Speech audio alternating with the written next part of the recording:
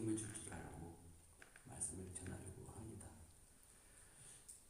저에 대해서 먼저 설명을 좀 드려야 될 것 같습니다. 저는 어떻게 보면 평생 선교사로만 살아온 사람이다라고 설명할 수 있을 것 같고요.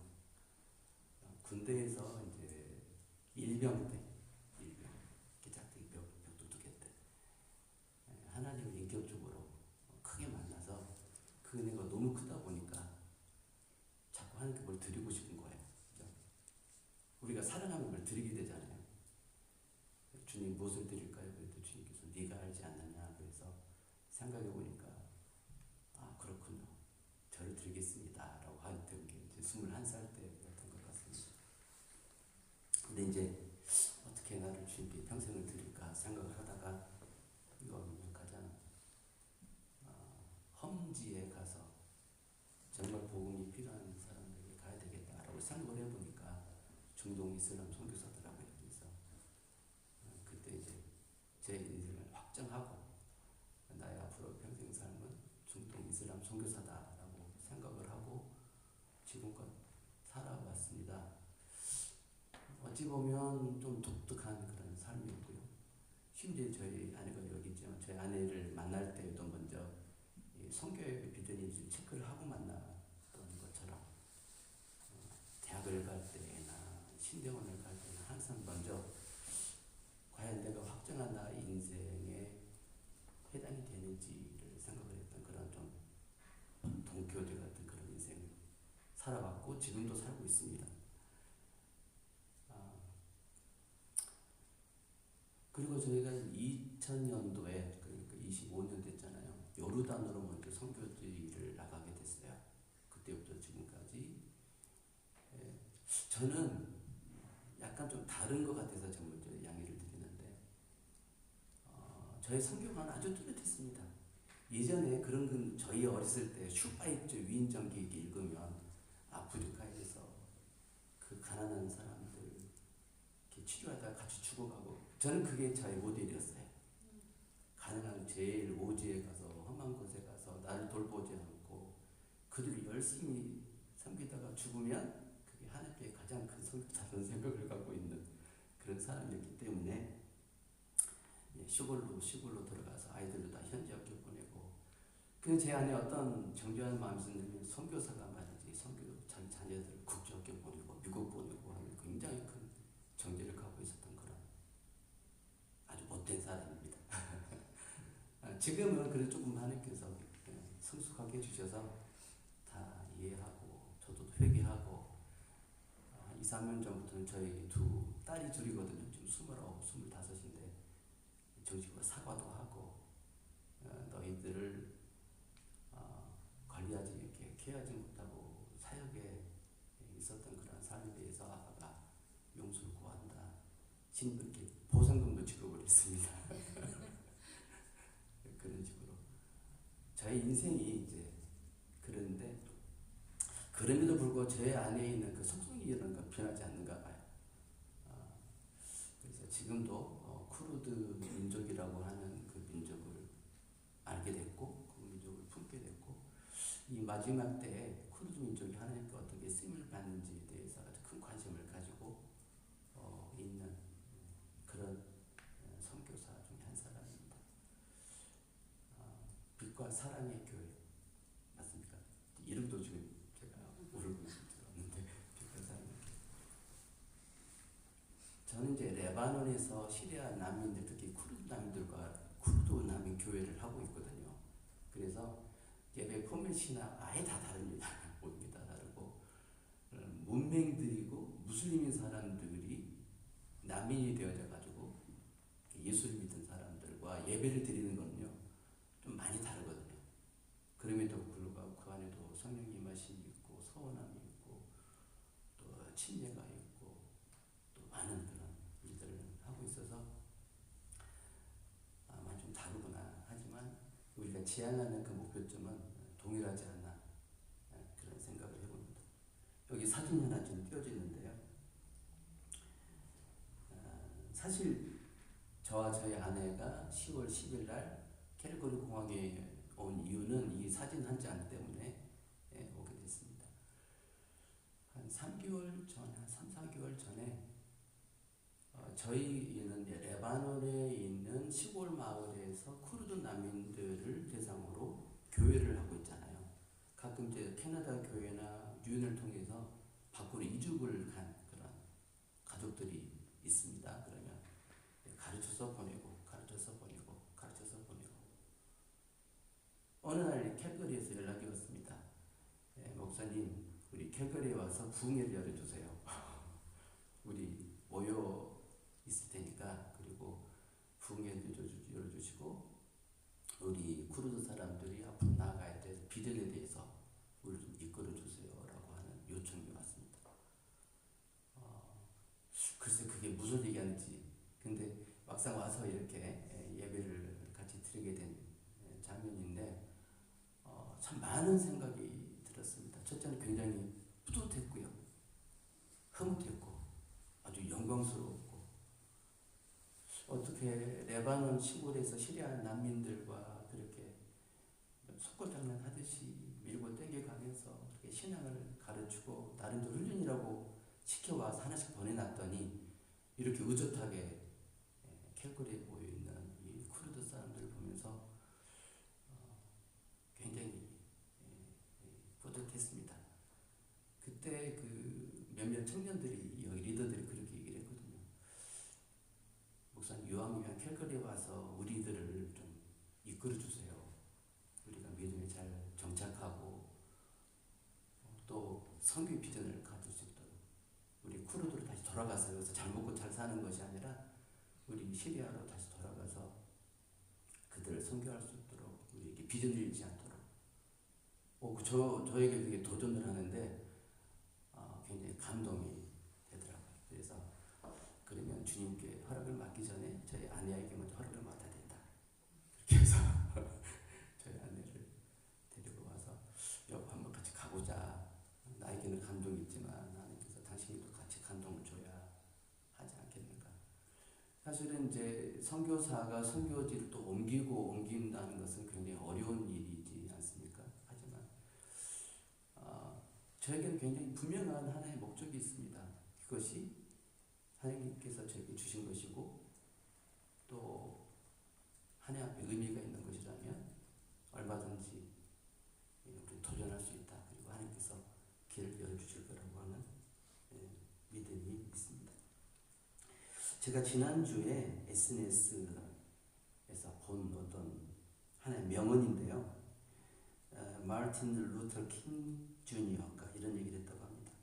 사람이 자기의 목숨을 바칠 만한 무언가를 발견하지 못했다면, 사람이 자신의 목숨을 바칠 만한 무언가를 발견하지 못했다면 어떤 의미에서는 그는 살아있을 자격이 없다.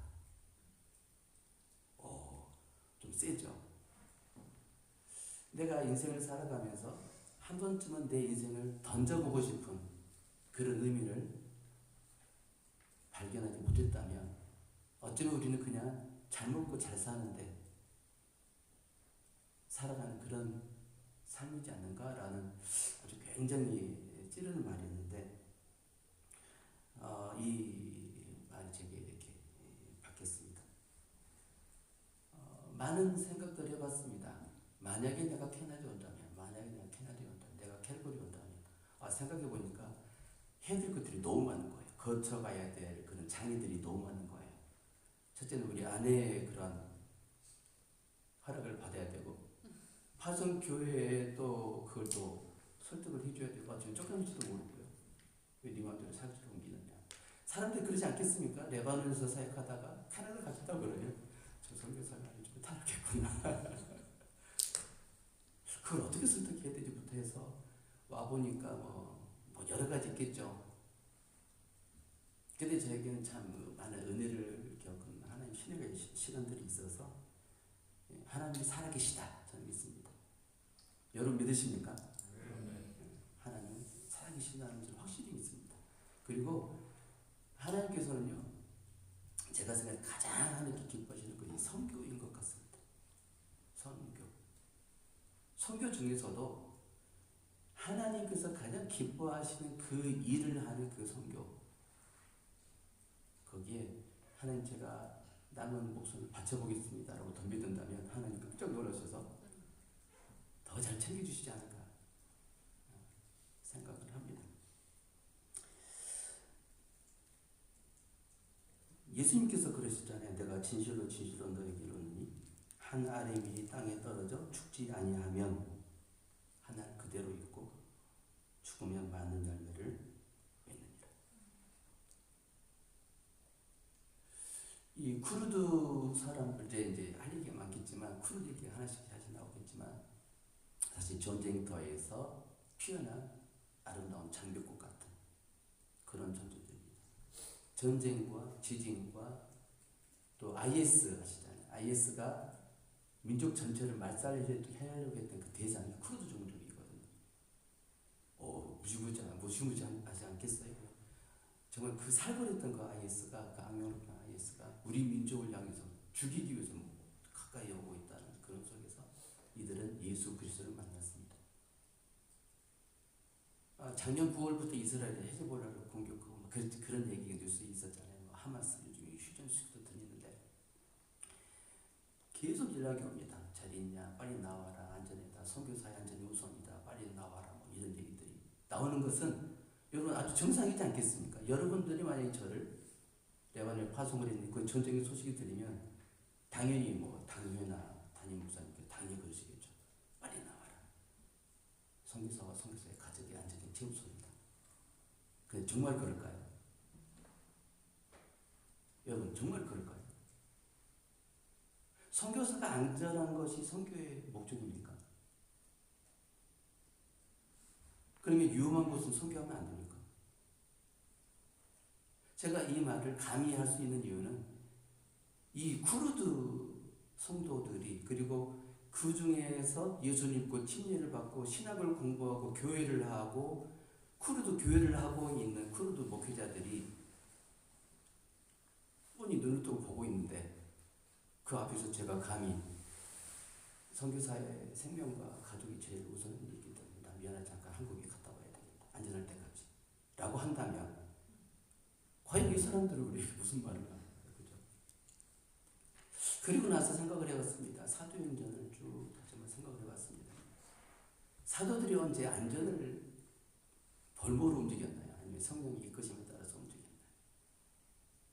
사도 바울은 한 곳에 가서 6개월, 1년, 2년, 3년 동안 밤이나 낮이나 계속 말씀을 가르치면서 제자들을 세우고 교회를 세우고 난 후에 또 성령의 이끄심을 또 다른 곳에 가서 또 개척하고 또 밤이나 낮이나 그러면서 계속 서신서를 써가면서 그들의 믿음이 돈독히 서기를 바라면서 그런 사도 바울을 생각한다면 과연 우리 오늘날 한국교회에서 말하고 있는 선교는 그런 사도행정적인 선교를 하고 있는가?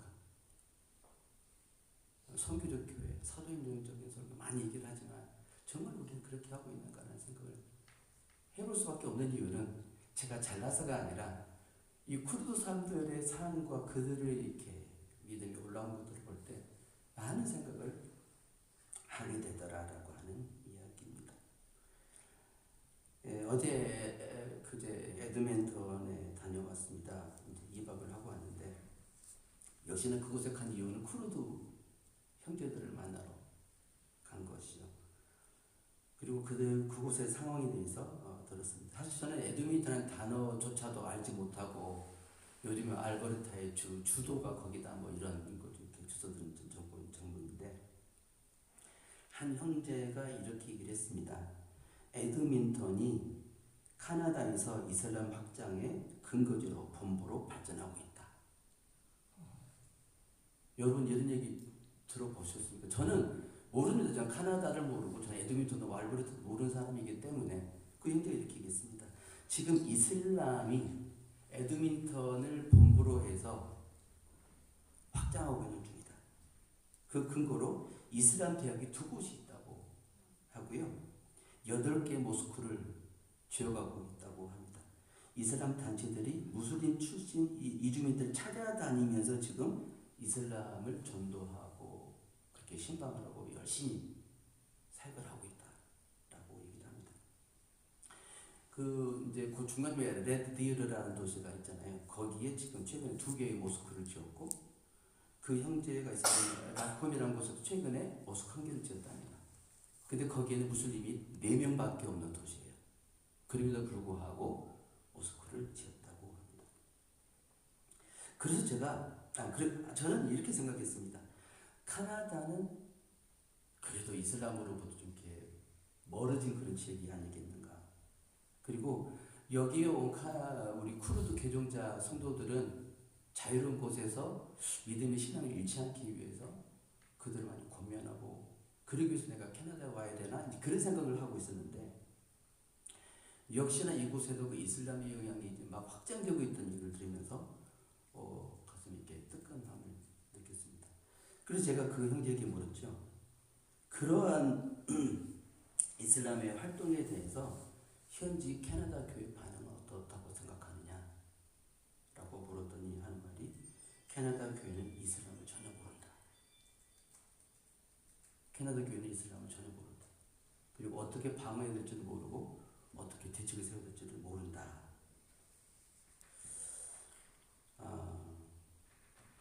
역시나 그렇군요. 역시나.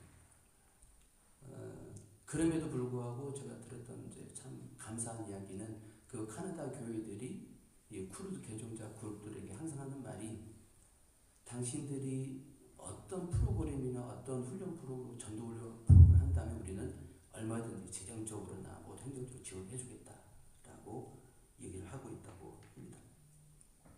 그리고 실제로 한 쿠르드 형제가 최근에 이 캘거리에 살다가 에드민턴으로 이사를 하게 됐는데, 미국의 한 오순절 교회에서 그 에드민턴의 그 이야기를 듣고 전도팀을 파송을 이렇게 파견을 해가지고 이슬람 대책 그 전도팀을 만들었는데, 그들 중에 아무도 아랍어를 하는 사람이 없었다고 해요.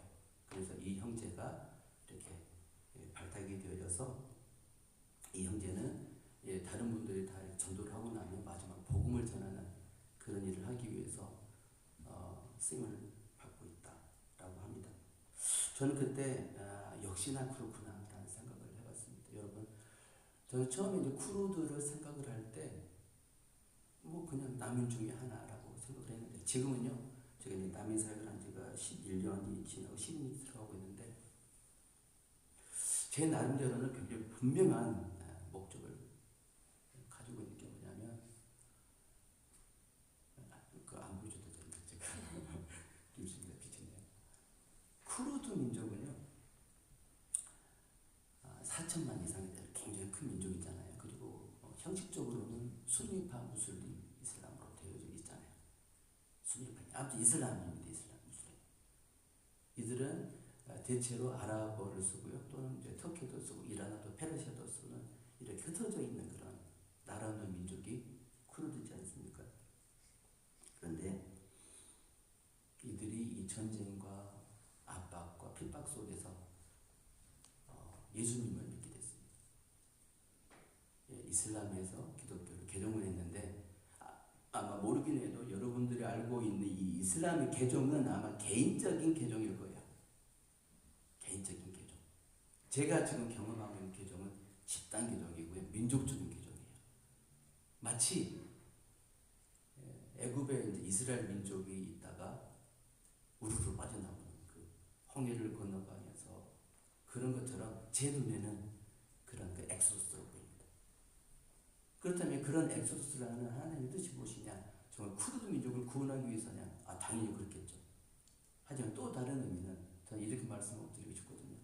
만약 정말 이때가 말세의 지말이라고 한다면, 정말 이때가 하나님께서 생각하신 이 세상의 끝이라고 한다면, 그리고 예수님의 오심이 가까워오고, 그런데 하나님께서 보실 때 중동에 있는 그 많은 이슬람과 하나님 모르는 그 영혼들을 보면서 안타까워한다면, 아마도 한 민족을 선택을 하셔서, 그렇다면 이방이 먼저 예수를 믿는 걸 보면서 유대인으로 시기케 하심이 있다라고 이렇게 써 있는 것처럼, 이 쿠르드 민족이 예수를 믿고 전도하는 걸 보면서 그들을 통해서 아마 터키를 쓰고 페르시아를 쓰고 아랍어를 쓰는 그 중동 백성들이 주님께 돌아올 수 있는 그런 기회를 하나님 기억하고 계시지는 않을까.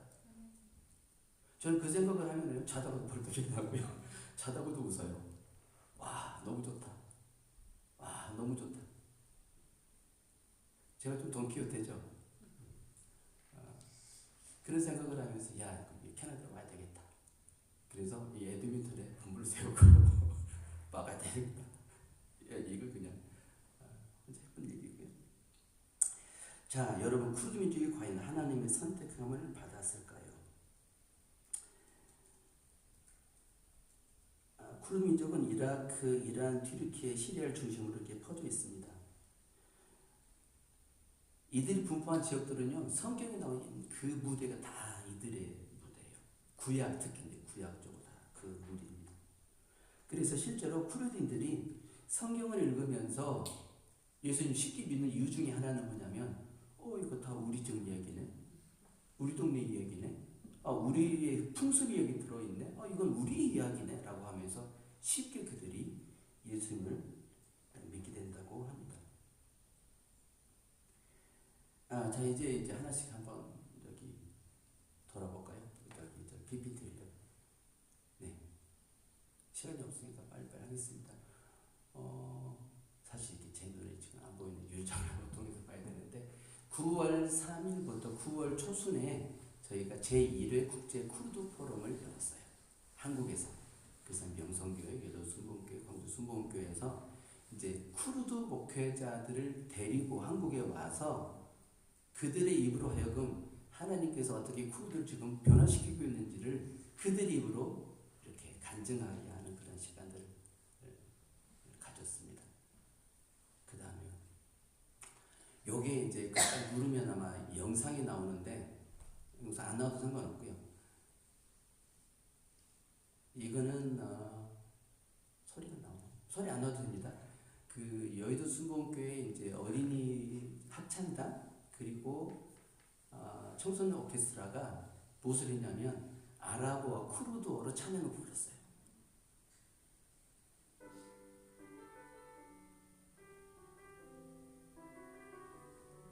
근데 이게요, 요즘에 그 젊은 세대 말로 대박을 쳤어요. 대박. 떡상을 했어요.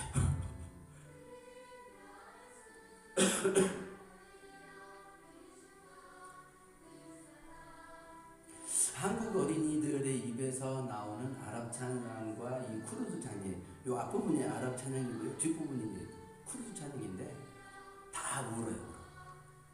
그리고 이게 이제 SNS를 통해서 다 댓글도 넘어갔거든요. 막 조회수가 막 올라가면서 댓글이 달리는데 너무 감사한 거예요.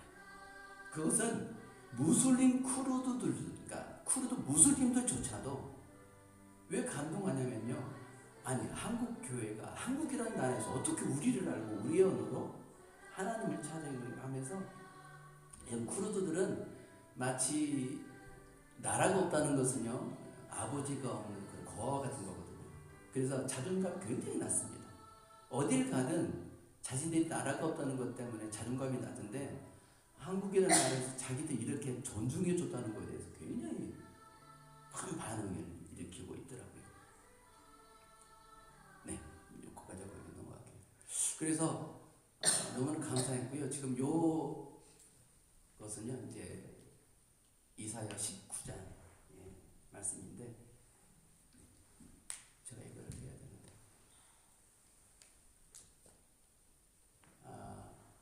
그날에 이사야 19장 말씀입니다. 그날에 큰 대로가 있어서 애굽에서 아수르로 가는, 이제 지도가 옆에 있지만 그죠? 애굽은 저 밑에 아프리카 북아프리카 애굽이고요.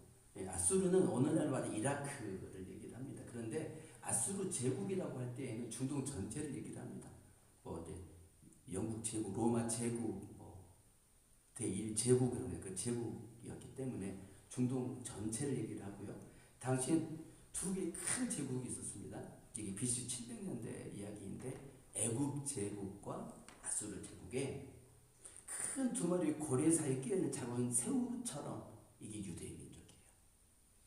그런데 이 큰 두 개의 제국은 우상 제국이었습니다. 우리가 이제 대형 박물관이나 이 박물관에 가면 많은 것들이 있지만 한마디로 해서 우상 덩어리잖아요. 그 어마어마한 우상 제국 사이에서 끼어 있었던 한 유대의 한 선지자였던 이사야에게 하나님께서 말씀하십니다. 그날에 대로가 있을 것인데 애굽에서 아수르까지. 근데 애굽 사람들은 아수르로 가고 아수리인들은 애굽으로 오면서 함께 여호와를 경배할 것이다. 어쩌면 우리는 참 의미 없이 이런 성경들을 읽어왔는지 모르겠지만 요즘에 저는요 이 말씀 하나하나 하면 아주 살맛이 나고요. 자다가도 이렇게 웃습니다. 정말 그렇게 될까? 만약에 우리가 일치세대로 생각을 해보자고요. 우리가 이렇게 이제 격하는 건 아니지만 우리가 아주 작은 보잘것없는 식민 지배에 있는 하나의 민족인 조선민족인데 아래로는 대제국인 일본이라는 제국이 있고 위에는 중국이라는 제국이 있는데 우상점을 있는 민족인 거죠. 우리는 그 틈새에서 죽어나는 그런 민족인데 여호와의 신이 임하셔서 예언을 하십니다. 그날에 일본으로부터 중국에 이르는 큰 대로가 있어서 일본 제국이 중국 제국과 함께 너희 조선과 함께 나를 경배하는 그날이 올 것이다. 첫째는 아멘을 지를 거고요. 두 번째는 그 예언이 너무 대단하다고 생각할 것이고요. 아무튼 이사야는 그 예언을 그대로 받아 적었기 때문에 오늘 우리가 그것을 읽고 있는 것이 아니겠습니까? 근데 24절, 25절에 보면 내 손으로 지은 아수르여, 나의 기업 애굽이여, 나의 기업 유대여라고 하면서 이스라엘을 하면서 이 아수르와 유대와 애굽이요 하나님의 복받은 민족으로 동격으로 섭니다. 저는 이 말씀 묵상을 하면서 이런 생각을 해봤습니다. 우리의 과거가 어떻든 우리의 과거의 죄악이 얼마나 험악하고 그것이 얼마나 대단했던지 간에 우리가 하나님께 예배하는 경배하는 그 순간에는 우리가 다 하나님의 선민, 하나님의 독자, 하나님의 자녀가 되는 그런 천국 백성으로 다 동격이 되는구나. 아멘이십니까?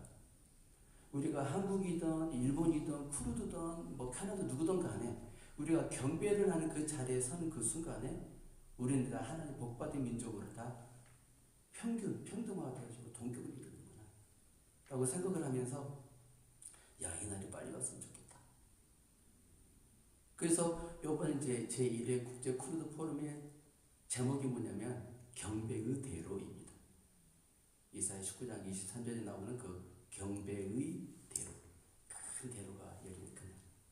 자, 그런데요 제가 퀴즈 하나를 내겠습니다. 이 예언이 이루어졌을까요? 안 이루어졌을까요? 지금이 이제 2025년이고요. 그때가 700년 전이면 2700년 지났거든요. 이 예언이 시작된 지가 2700년 지났습니다. 자, 이루어졌다? 안 이루어졌다? 아니면 관심 없다? 여러분, 하나님의 말씀입니다. 지금 하나님의 말씀이 하나님의 심정이 뭐냐면 지금은 그가 무도한 저 우상 제국이지만 나는 저들이 함께 여호와를 내 이름을 경배하기를 원한다라고 하는 하나님 간절한 소망이 있는 그런 말씀이거든요. 그리고 우리는 당연히 관심을 가져야 되고 찾아봐야 된다는 거죠. 근데 이게 이루어졌습니다. 언제 이루어졌을까요? 우리 역사를 잘 모릅니다. 저는 그런 이제 우리가 얘기하지만 너무 쉽게 생각하면요, 예수님께서 십자가에 돌아가셨고요, 그 다음에 제자들을 파송하셨고요. 그 이집트를 가보면 알지만요, 저는 많이 가봤거든요. 알렉산드리아라는 곳이 초대 교부들이 신학을 연구하고 책을 편찬했던 그 본부가요, 이집트 알렉산드리아예요. 거기는 마가가 순교한 곳입니다. 그리고 여러분 수리아 안디옥 있잖아요. 수리아 안디옥이 어떻게 유명합니까? 가장 먼저 그리스도인이라고 하면서 그곳에서 선교의 본부가 시작된 곳이 시리아예요. 시리아. 아시리아에 거의 동일하다고 생각을 해도 어렵지가 않거든요. 그리고 아시리안 Church of the East, 아시리아 동방교회는 이 AD 주님 오신 이후로 500년대까지요. 이 중동 전체를 통해서 중앙아시아와 중국까지 복음을 전해 선교하는 그 교회가 아스리안 철치 오브 더 이스트 동방교회거든요. 그리고 이 애국과 이 아시리아 이 중동 전반에 많은 기도원들과 수도원들과 도서관들과 교회들이 있어서요. 지금 이 쿠르드 목회자들 할 말이 뭐냐면 자신들 그 지역에만 교회 터서가 교회 처소 그게 250개가 있대요. 그 정도로 이 중동에 많은 교회들이 있었다. 그것이 이사야 19장의 예언의 성취로 이루어졌다는 거죠. 굉장히 깜짝 놀랄 만한 일이 아니겠습니까? 그래서 저는 첫 번째로 굉장히 기뻤습니다. 정말 이 여호와의 말씀은 우리의 보이기에는 믿어지지 않더라도 되는구나. 이루어지는구나. 그것을 이루시기 위해서 예수님께서 오셨고 실제로 예수님께서는 중동 복음을 이루셨고 그 제자를 통해서. 왜냐하면 제자들 다 순교하면서 복음을 전했잖아요. 또 순교하고 또 복음 전하고 또 순교하고 복음 전해서 그 지역이 다 복음화가 이루어졌다. 자, 그럼 우리에게 또 한 가지 질문이 있죠. 근데 왜 지금 다 이슬람입니까? 도대체 그 땅에 무슨 일이 났길래? 아니, 하나님께서 예언하시고 이루어졌으면 영원히 천국 올 때까지 다 돼야 되는 거 아닌가라고 하는 것이 우리의 기도 소망이지만 사실은 그렇지가 않습니다. 하나님께서 아담과 하와를 창조하시고 에덴을 창조하셔서 생육하고 번성하고 큰 복을 주셨지만 그것에 또 사탄이 들어와서 그들이 낙원을 잃어버렸던 것처럼 이 중동에서도요, 이제 교회들이 타락하기 시작합니다. 수도원들이 타락하기 시작합니다. 그래서 그곳에서 마치 요즘에 신천지와 같은 이단이 생겨나기 시작하는데 그 이단이 뭐냐면 이슬람입니다. 우리가 이슬람을 전도하는 방법은 제 생각에는요, 가장 먼저 중요한 것은요, 거룩함을 회복하는 거예요. 온전한 경배를 드리는 거라고 생각합니다. 정말 하나님의 그 거룩하심처럼 그를 닮아가는 교회와 백성이 되어서 교회가 정말 가장 순수한 모습으로 돌아가는 것. 그래 우리는 이슬람 앞에서 할 말이 있습니다. 왜? 그들은 우리의 타락함을 양분으로 삼아서 급성장하면서 그 땅을 다 정복해 버린 것이 이슬람이기 때문입니다. 그들은 아주 자신 있게 말하거든요. 너희 기독교들 다 타락한 거 아니냐. 그 위에 그들이 폭력으로 점거하는 것이 이슬람이다. 이 부분은 저는 제 나름대로 굉장히 확신을 가지고 있습니다. 이제 사진 몇 가지가 더 있으면은요. 이건 이제 가장 처음에 11년 전에 했던 그런 모습이고, 그 다음에 가장 처음 그 사진이고요. 요때 이제 왈리드하고 자밀이 여기 있었어요. 이제 쿠르드 여기 캘거리에 와 있는 그런 게 있었고요. 요거는 지난 4월 달에 10주년 감사 예배를 드렸던 모습이고요. 네, 그 다음에 여기 캘거리 지난 6월에 왔던 모습이고요. 자, 요거 장면, 제가 이슬람은 다르다, 쿠르드는 다르다라고 썼는데요. 그 쿠르드 난민들이 어떻게 이제 먹고 사느냐면, 그 레바논 농장주의 그 농장에서 이 창고들을 개조해가지고 가족들끼리 들어가서 이렇게 삽니다. 정말 너무나 형편없이 살잖아요. 전기도 없이, 애들 학교도 없이. 그러니까 전애를 데려다고 이렇게 가르치고 그렇게 되는 거잖아요. 근데 한번은 쿠르드와 가족들이 이렇게 몰려있는 그런 곳에 이제 한국에서 방문팀이 이렇게 와가지고 식사를 같이 대접했던 적이 있어요. 그 장면인데, 그 다음 페이지요. 13살짜리 롤라라고 하는 자매가 저기 2018년도 10월이에요. 근데 이 자매는 2월 달에 왔어요. 그러니까 저희 센터 온 지가 불과 6개월밖에 안 됐을 때, 아무것도 성경에서 예수는 아무것도 모르는 자매인데 어느 날 요한복음 3장 16절을 듣고 나서 이 마음에 회개를 했던 자매. 그래서 그때부터는 영안이 열리면 성경 혼자 보기 시작을 했고, 자기 두 여린 동생들 데려다가 성경 공부하다가 나는 자기 엄마 부르다가 엄마도 성경 공부하니까 엄마가 야, 좀 천천히 해라. 너무 신나. 아빠한테 걸리면 혼난다. 이런 얘기를 들어가는 얘는 그거를 참을 수가 없었어요. 계속 성경 보면서 항상 이제 저희 센터에 오면 질문이 그렇게 많아요. 왜냐면 영안이 열리니까요. 그래서 이제 그로부터 얼마 지나지 않았는데 아까 식사하는 장면에서 저한테 와서 그렇게 얘기를 합니다. 팔스킨 목사님, 성령께서 말씀하시는데 어른들 다 데려다가 방 안에 넣어놓고 복음을 전하라고 성령께서 말씀하시는데 도와달래요. 그래서 했죠. 그랬더니 가운데 열어나가서 저렇게 한 30분을 쫙 얘기를 합니다. 자, 뭐 13살짜리가요. 알면 뭐 얼마나 알겠습니까? 6개월 동안 성경 공부했는데. 근데 정말 대단한 이 복음을 전하는 거죠. 마치 그 사도행전에 베드로가 서서 거기 있는 사람들에게 복음을 전했던 거죠. 그래서요. 그때 2018년이니까 지금 7년이 지났잖아요. 100%다 친절하고 다 예수 믿고 그 아버지까지 다 되고.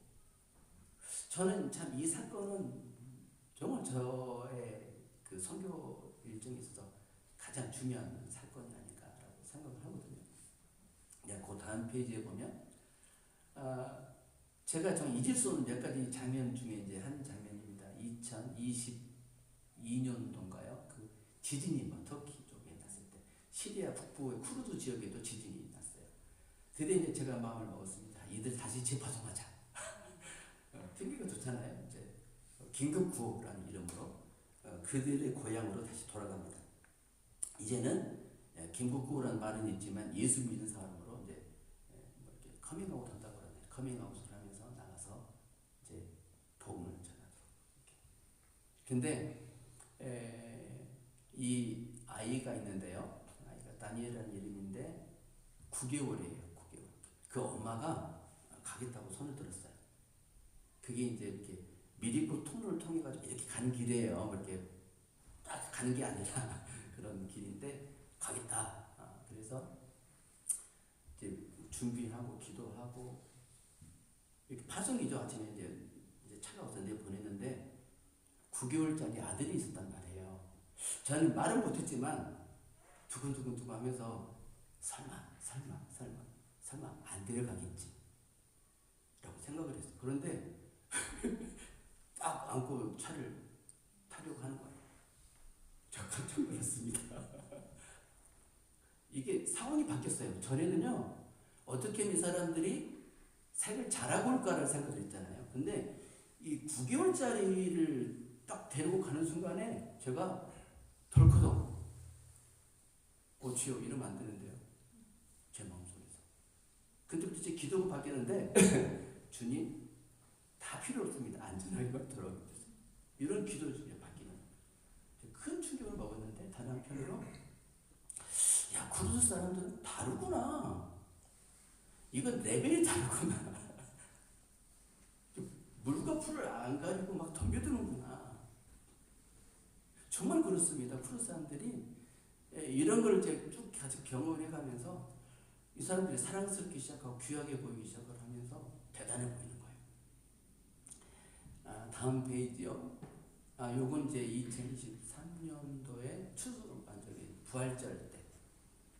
제가 이제 어떤 마음이었는지 그때까지 침례 안 받았는데 다 끌어모아가지고 한꺼번에 강제로 이렇게 해서 침례를 주는 장면입니다. 여러분 저는요 이슬람 선교사가 되겠다고 했고 실제로 중동 선교사가 됐을 때 과연 내가 몇 명이나 전도를 할지 과연 몇 명이나 침례를 줄지 그런 생각을 했었거든요.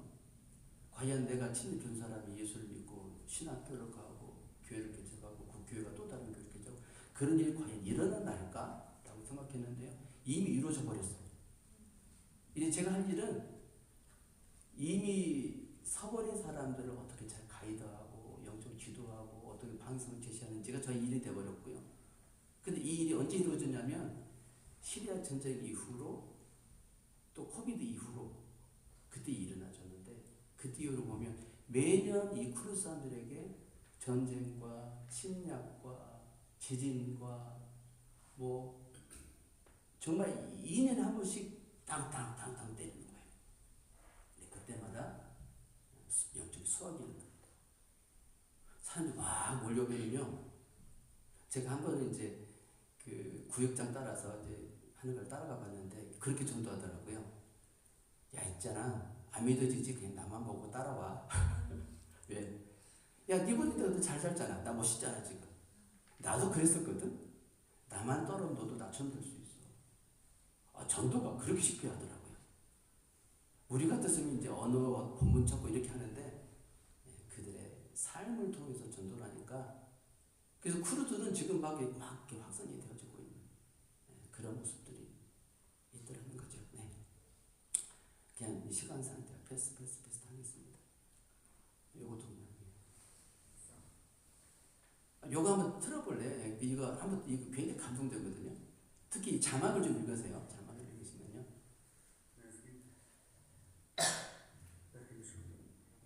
1분이 안 걸립니다.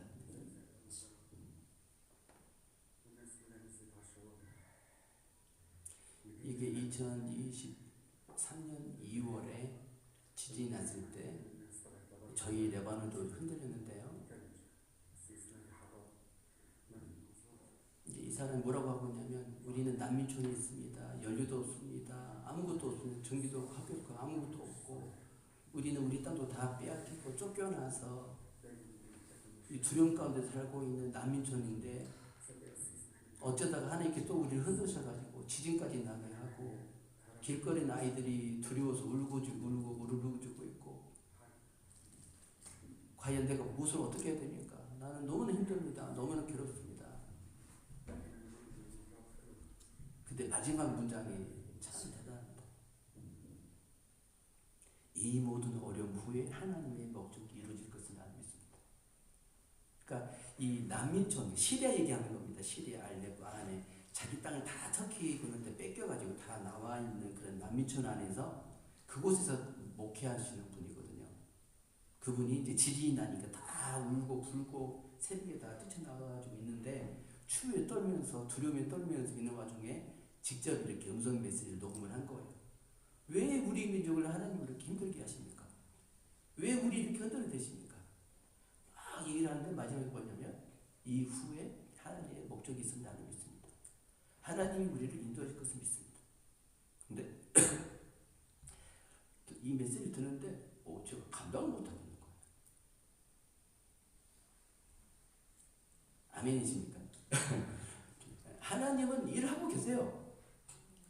우리 뉴스를 볼 때는 막 나쁜 소식, 저기나 가망이 없어라 우리 해석을 하지만 그 안에 있는 그분은 뭐라고 얘기를 하냐면 나는 이 와중에도 하나님의 목적이 있어 나는 변치 믿습니다.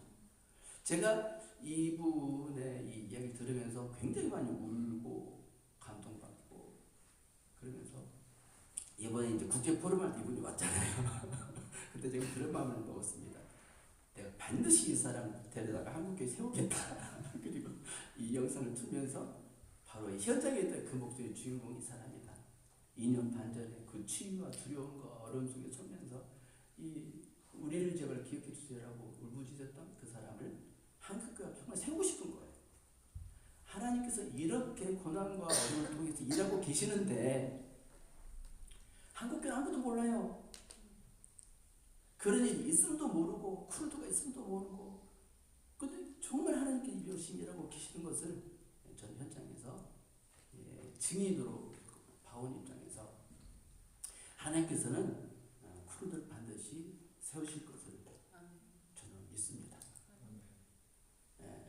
또 이렇게 있나요? 다음 페이지.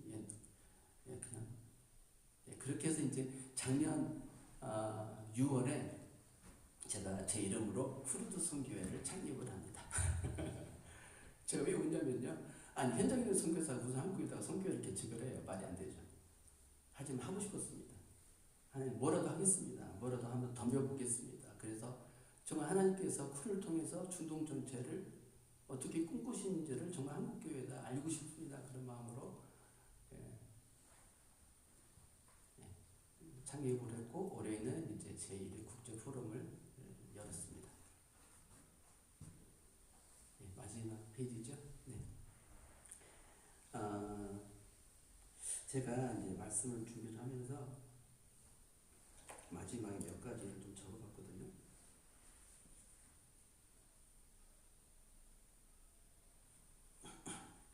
네. 이런 과제들을 위해서 몇 가지 해결될 주제들이 있습니다.